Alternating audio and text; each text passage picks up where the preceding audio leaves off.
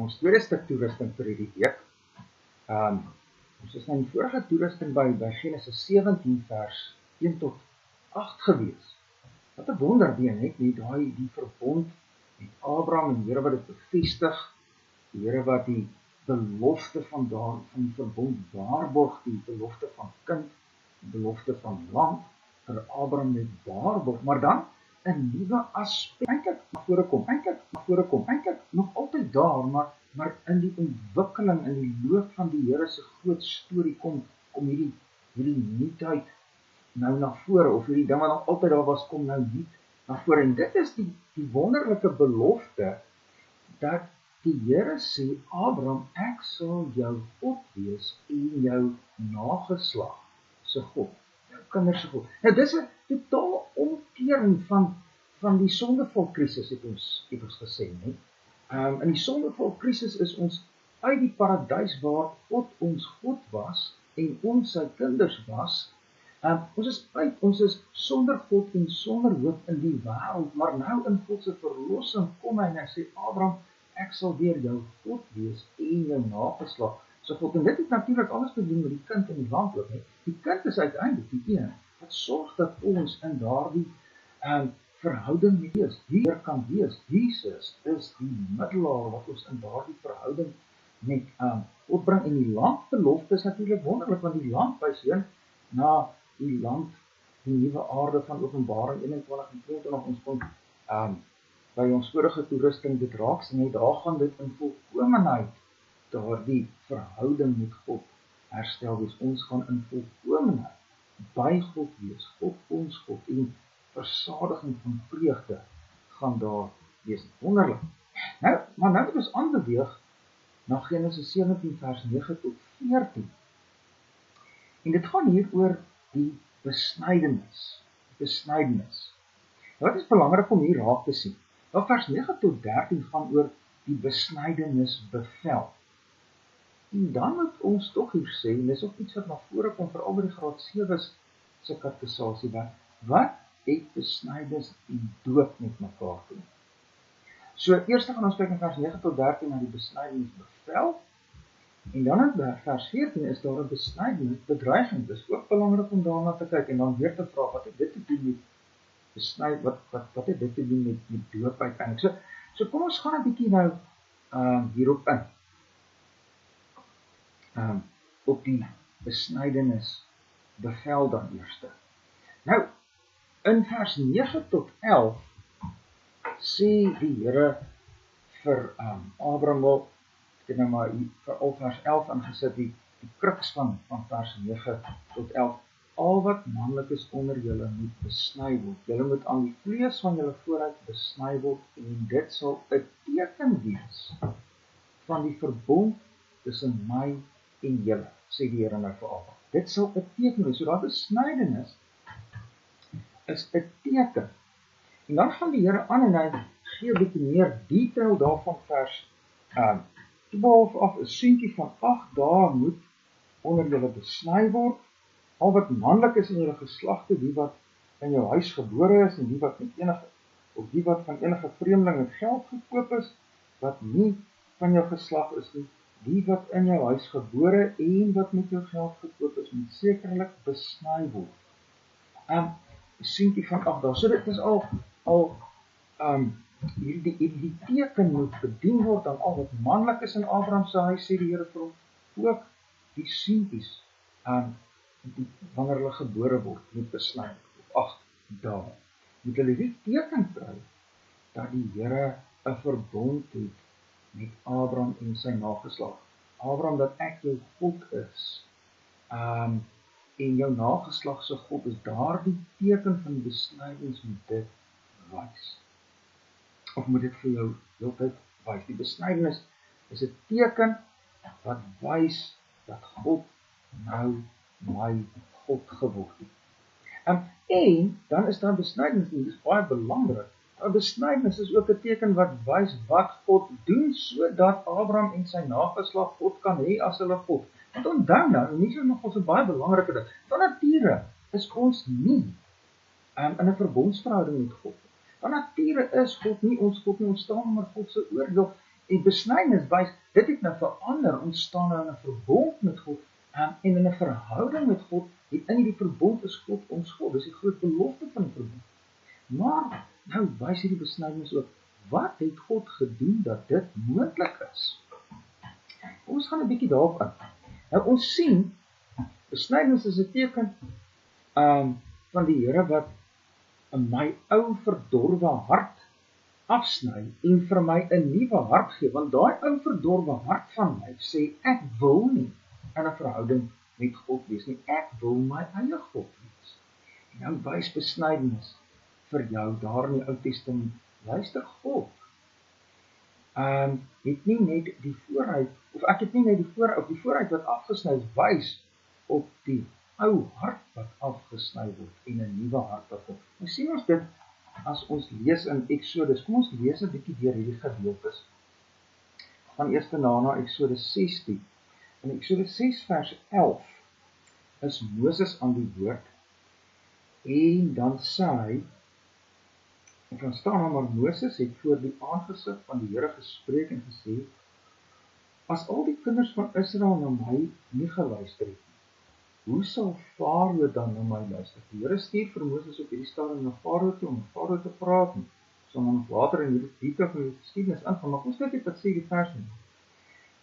Moses sê, as al die kinders van Israel nie na my geluister het, hoe sal Farao dan na my luister, terwyl ek onbesnede van lippe is? Soos my sê, wat maak Moses hierso? Hy gebruik besnydenis hier, of onbesnedenheid gebruik hy hier, as 'n manier om te praat van 'n gebrek. Gebreklikheid. Byvoorbeeld die gebrek om goed te kan praat. Moses sê, ek is nie 'n goeie prater nie, Here. Hoe kan Farao na my luister?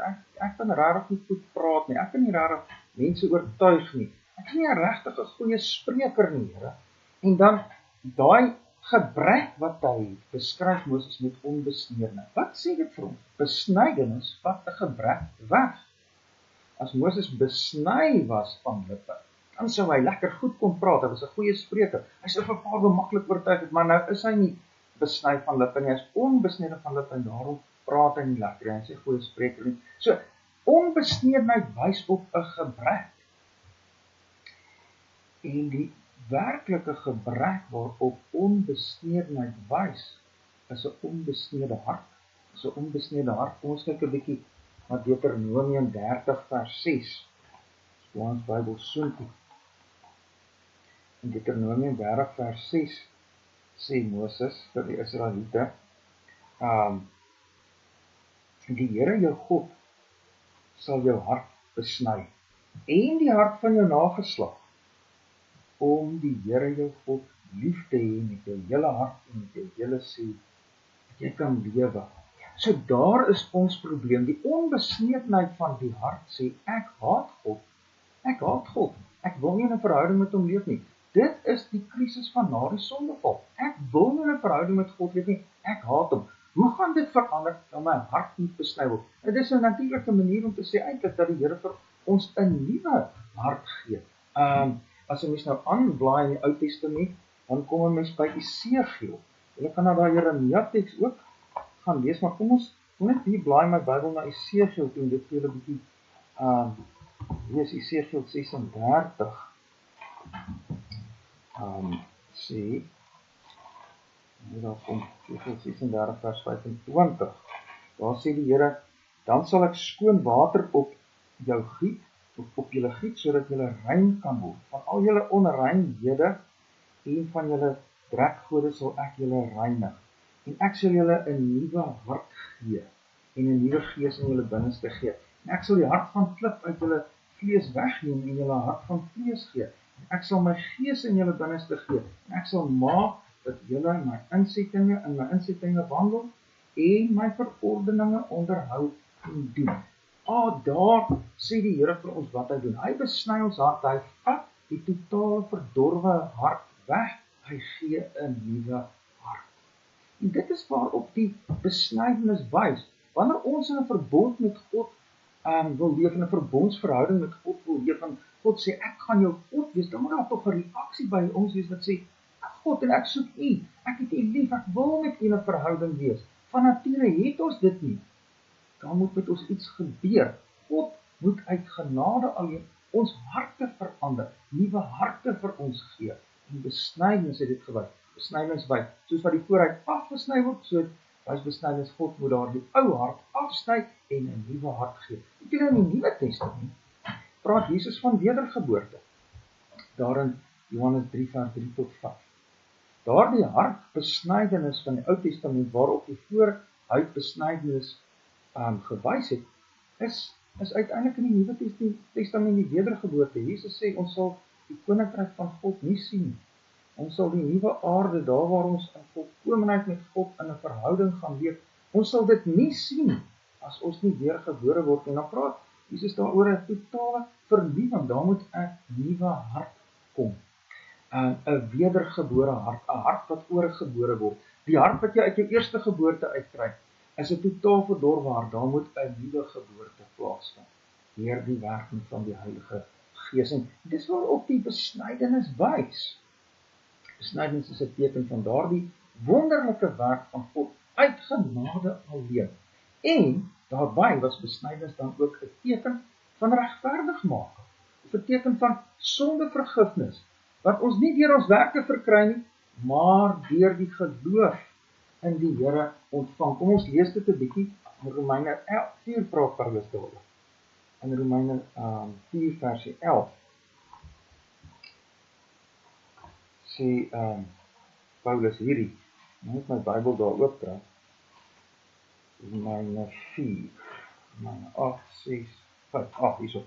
4. Nou sê Paulus daar in Romeine 4 vers 11, en Abraham het die teken van die besnydenis ontvang as 'n seël van die geregtigheid van die geloof. Met ander woorde, Abraham is nie regverdig voor God deur die werke wat hy doen nie, en sê, God, kyk hoe goed is ek nie, want Abraham kan nie, want Abraham is 'n sondaar en Abraham is verdorwe. Uit homself kan hy niks goeds doen nie. Abraham is skuldig en hy staan met skuld voor God en hy kan nooit self daai skuld afwerk deur die werke wat hy doen. Dan kom hy in geloof na die Here toe en sê, Here, doen U dit vir my. Betaal U my sondeskuld, Here, want ek kan nie. En die Here beloof dat elkeen wat so na hom kom, hy sy skuld betaal. Hy sny die skuld af. Hy sny dit af, hy skryf dit af. En die vooruitbesnydenis het daarop gewys. So baie belangrik wat ons hier moet raak sien. Besnydenis in die Ou Testament is 'n teken dat God nou in 'n verbondsverhouding met my staan. As ek daardie teken sien, dan sê daardie teken vir my, luister, God staan in 'n verhouding met jou. Hy is jou God. Hy is jou God. Dis wonderlik. En dan sê dit, en weet jy wat? God het alles gedoen uit genade alleen, sodat jy in daardie verhouding kan wees. God gee vir jou wedergeboorte, God gee vir jou 'n nuwe hart wat hom wil lief hê, sodat jy in daardie verhouding wil wees. En God vat die skuld weg, sodat jy nie meer onder die oordeel staan, maar in so 'n verhouding met God kan staan. Baie belangrik, sonder hierdie dinge wat die Here vir ons doen, die nuwe hart, die hartbesnydenis en die skuld wegneming, kan jy nooit in 'n verbondsverhouding met God staan, maar nou kom gee God dit vir ons. So besnydenis in die Ou Testament is 'n teken en 'n seël dat ons in 'n verbond met die Here staan en dat hy ons God is, en dit wys vir ons op die wonderlike hartbesnydenis en skuldvergifnis, die regverdigmaking wat die Here uit genade alleen vir jou gee, sodat jy in 'n verbondsverhouding met hom kan leef. Dit is wonderlik die evangelie wat hierdie besnydenis teken verkondig, nie? Nou, wat sê dit vir ons in die Nuwe Testament? Kom ons kyk 'n bietjie. Nou, Christus kom vervul dit waarop die besnydenis vir ons gewys het. En dan kom doop nou in die plek van besnydenis. Kom ons maak ons Bybels bietjie geoop by Kolossense 2 vers 11. Kolossense 2 vers 11 sê hierdie. Dit sê, ons is in Christus besny, met 'n besnydenis wat nie met hande verrig word nie, maar deur die liggaam van die sondige vlees af te lê in die besnydenis van Christus. Nou wat hierdie vers vir ons sê, is baie keer 'n bietjie moeilik as 'n mens nou so hier vinnig lees, maar dit sê in die eerste plek vir ons, hy sê Paulus nou vir hierdie ouens in Kolossense gemeente, en niemand van hulle was letterlik besny soos die Ou Testament ouens, die Ou Testament Israel fisies besny was nie, maar nou sê hy vir hulle, maar julle is besny. Julle is besny. Ons is in Christus besny. As jy in 'n verhouding met Jesus Christus staan, dan is jy besny, al is jy nie fisies besny. Want jy is besny met 'n besnyning wat nie deur hande verrig word. Met ander woorde, jy is besny met daardie hartbesnydenis. Daardie hartbesnydenis deur die werking van die Heilige Gees. En hoe dit gebeur? Dit het gebeur in die besnydenis van Christus. Of ons kan ook sê, in die besnydenis deur Christus. Christus en dit wat Christus doen, vervul die besnydenis teken van die Ou Testament, sodat ons nou in die Nuwe Testament nie meer besny. Hoekom nie? Want Christus het dit besny. Maar alles waarop die besnydenis heen gewys het, is vir jou wat regtig in Jesus glo, vervul in Christus. En wat is dit? Wel, dat ek nou in 'n verbondsverhouding met God kan staan. Want dit is waarop die besnydenis gewys het, en Christus sorg daarvoor. Christus is daardie kind wat gebore word uit Abraham, en aan die kruis sorg hy dat ek in 'n verbondsverhouding met God kan wees. En hy is die een wat vir my die gawe van die Heilige Gees verdien, wat die wedergeboorte in my kom werk, sodat ek 'n nuwe mens kan word, sodat daar hartbesnydenis kan gebeur in my lewe. En hy is die een wat my skuld wegneem. Hy betaal my skuld. Wanneer ek nou om te kom en sê, maar ek kan my skuld betaal, en betaal u dit vir my, dan is Jesus Christus die een wat my skuldbetaler is. Hy is die een wat my vergifnis bewerk. En weet julle wat? Nou wys doop op presies dit. Presies dit. Net soos wat besnydenis in die Ou Testament 'n teken was van, kyk, jy is nou in 'n verbond met die Here God as jou God, en God het vir jou hartbesnydenis gegee, en God het jou skuld weggevat, hy het vir jou regverdigmaking gegee, so is doop in die Nuwe Testament ook tekens daarvan. Die doop is 'n teken van die verbondsverhouding. Sien dit daar in Matteus 28 vers 19, waar Jesus sê, gaan heen, maak disippels van al die nasies en doop hulle in die naam van die Vader en die Seun en die Heilige Gees. Nou daai doop in die naam, dit is ook, as mens dit meer letterlik vertaal, kan jy sê, doop in die naam in. Met ander woorde, hierdie doop wys dat jy nie maar net los van God staan nie, dit wys dat jy in verhouding met God is. Dis doop wat jou in verhouding met God bring. Dis doop wat sê, jy staan in 'n verhouding met die drie enige God. En dan wys daar die doop verder wat God vir jou gedoen het, sodat jy in 'n verhouding met die drie enige God kan wees. Daardie doop wys op wedergeboorte. Titus 3 vers 5 praat van die bad van die wedergeboorte. Die doopbak waarin jy gedoop word, wys heen na die Heilige Gees wat oor jou kom en die wedergeboorte in jou werk, soos die water oor jou vloei by doop. So kom die Heilige Gees oor jou en bewerk die wedergeboorte. En dan is die doop ook 'n heenwysing na die regverdigmaking, op die vergifnis van sondes. In die Ou Testament het die besnydenis gewys op die afsny van die skuld, die wegneem van die skuld. In die Nuwe Testament wys die doop op die afwassing van die skuld.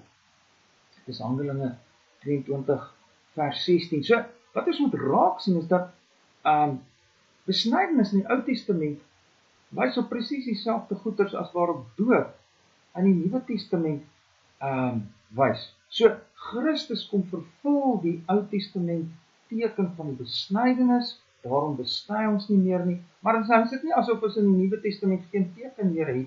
Nee, die doop het in die plek gekom van besnydenis, en die doop wys op presies dieselfde goed as waarop besnydenis in die Ou Testament gewys het.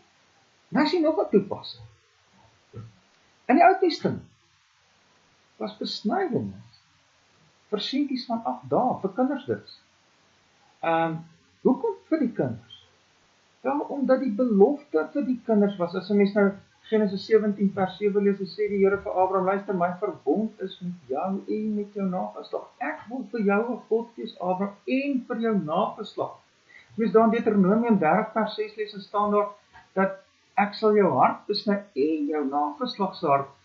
Die kinders is ingesluit in die beloftes van die verbond. As 'n mens in Jeremia 32 vers 38 tot 40 kyk, sê die Here, ek sal vir jou 'n nuwe hart gee binne in hierdie verbond, daardie hart besny. En hy sê, dit sal wees ook vir jou kinders, dis aan mekaar net. Handelinge 2 vers 39 sê hierdie belofte kom julle toe en julle kinders. Die kinders deel in die belofte. Ons kinders deel in die belofte.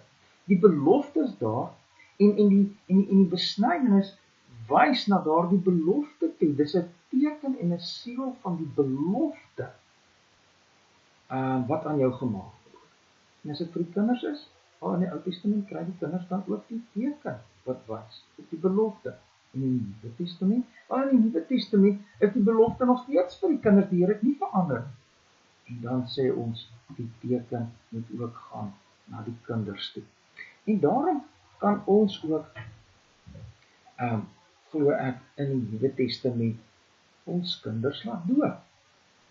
Maar nou sê kom hier iets baie belangriks by. En ons sien dit in die Here se besnydenis bedreiging. Soos dit nou gekyk na die besnydenis bevel tot hiertoe en hoe dit ook op ons van toepassing is in die Nuwe Testament. Ons kyk nou volgende na die besnydingsbedreiging, en dis wat ons in Genesis 17 vers 14 kry. Kom ons kyk 'n bietjie. Die Here sê daar vir Abraham, en wat manlik is, en die vooruit het, wat nie aan die vlees van sy vooruit besny is nie, die siel moet uit sy volksgenote uitgeroei word.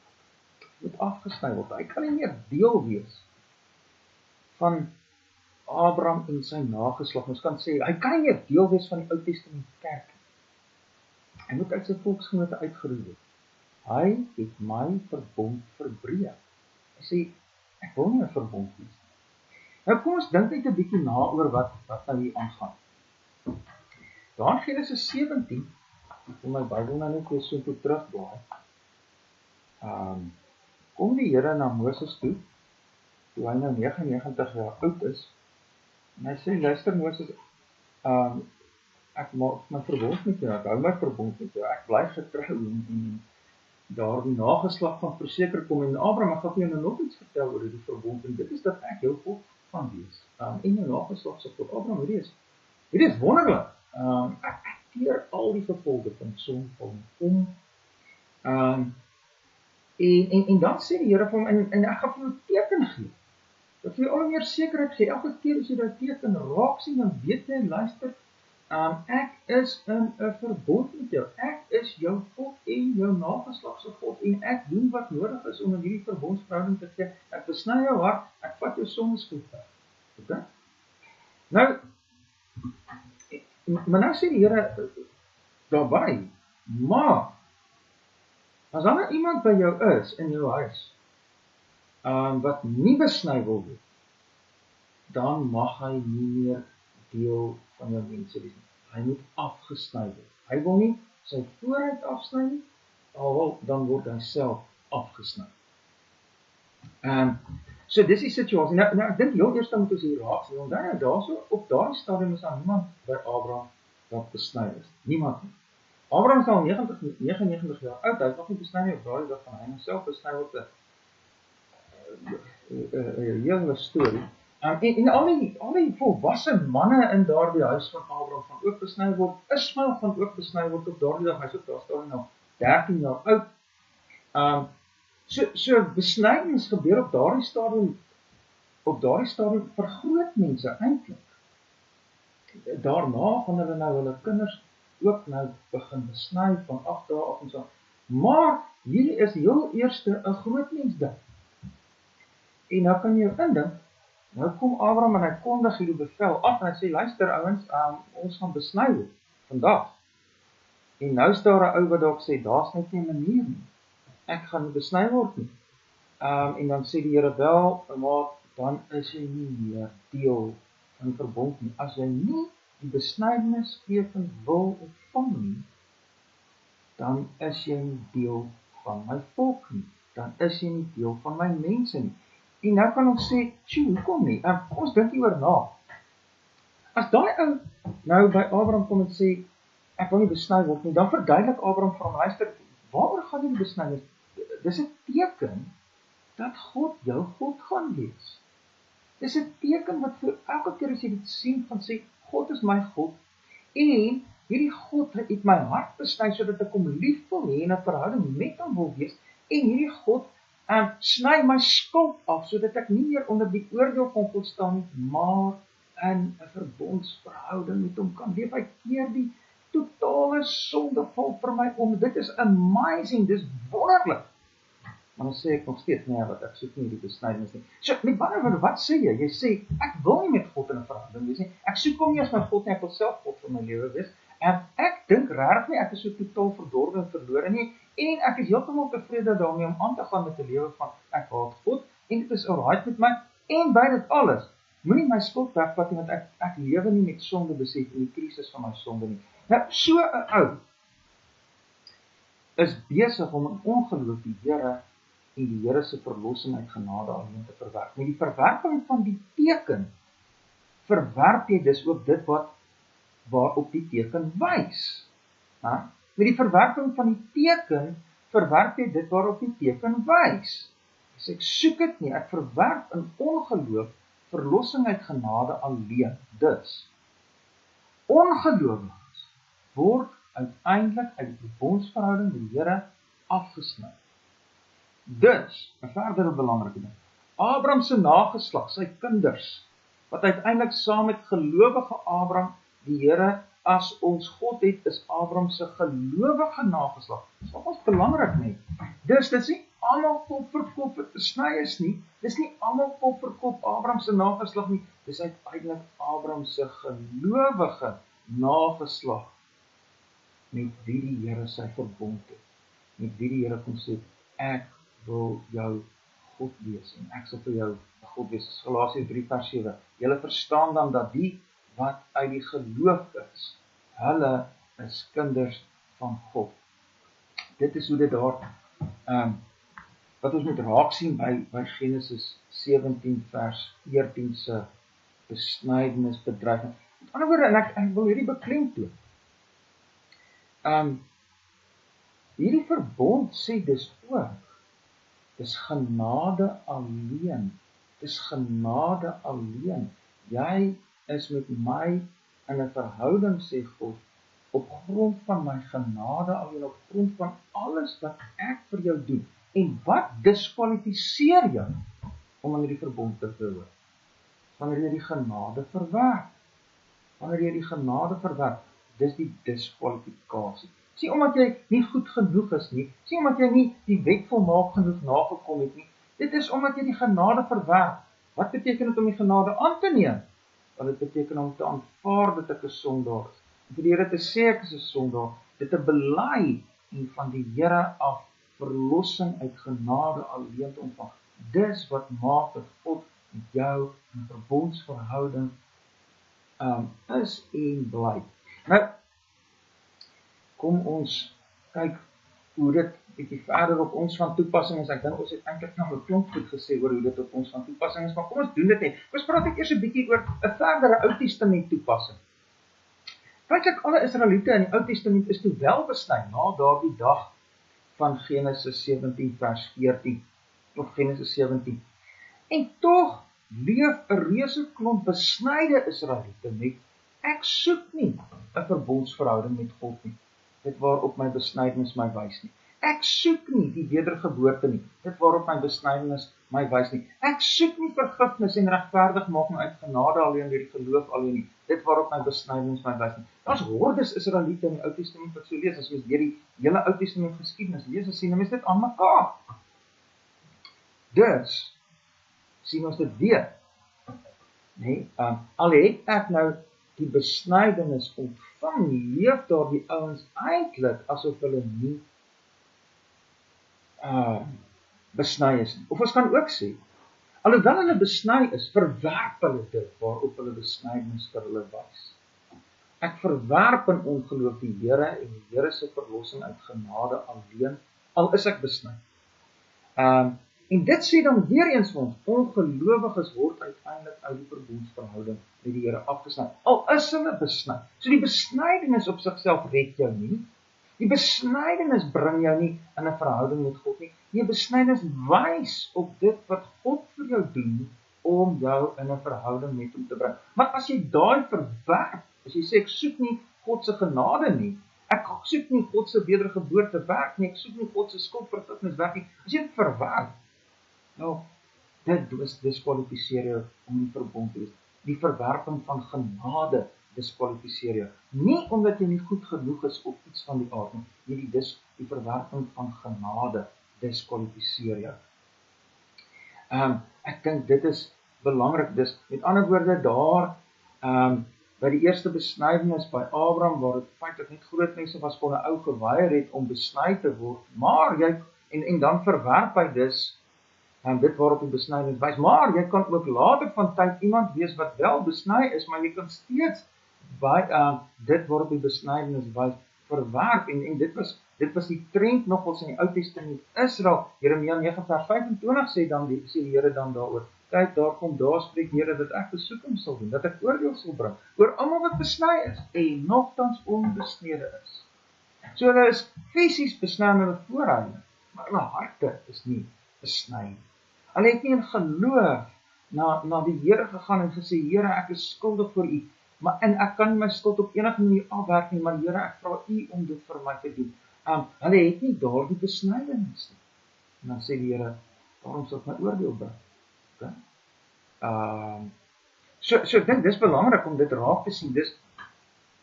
Kom ons kyk nou 'n bietjie verder hoe dit op ons van toepassing kan wees. Ek dink ons kan nou daai lyn eintlik reguit deurtrek. Almal in die kerk is gedoop. En tog leef baie in die kerk nie.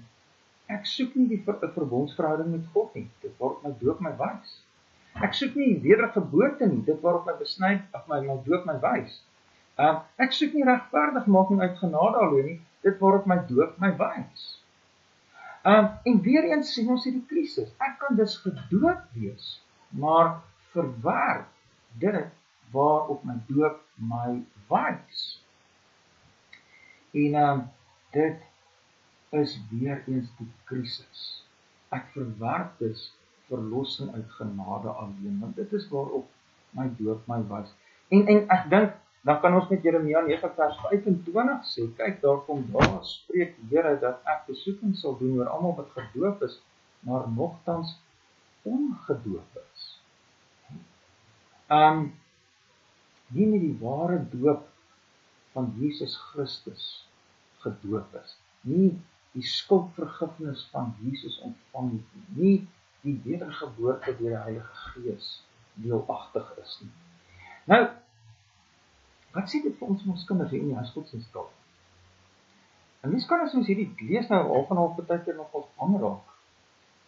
Ek dink nie dat dit so verkeerd om partykeer bang te word nie, maar dan moet ons die ware troos vir onsself en vir ons kinders bring. En wat is hierdie ware troos? Begin by, kyk na ons God, kyk hoe wonderlik is ons God. Hy kom vandag en ons sit hier om die tafel en ek en my vrou is gelowig. God het sy verbond met ons, maar nou sê hy, maak my ook my verbond met hierdie gesin. Maar dan moet ons vir ons kinders sê, weet julle wat? Wat diskwalifiseer jou om aan hierdie verbond te behoort? Is wanneer ons Jesus in ongeloof verwerp. Maar nou, elke dag kom Jesus na ons toe. Jesus is wonderlik en Jesus vra nie van jou om wees volmaak nie. Nee, Jesus sê, ek het gekom vir verlore verbondskinders. Ek is die verbondsmiddelaar wat verlore verbondskinders in verbond wil hou. Kom na my toe. Kom na my toe. En weet julle wat, as ons so met ons kinders praat, dan is dit ook die Heilige Gees se instrument. Ons word instrumente in die hand van die Heilige Gees, waardeur hy ook in ons kinders werk. Nou ja, kom ons bid weer eens vir mekaar om dit met ons kinders te deel.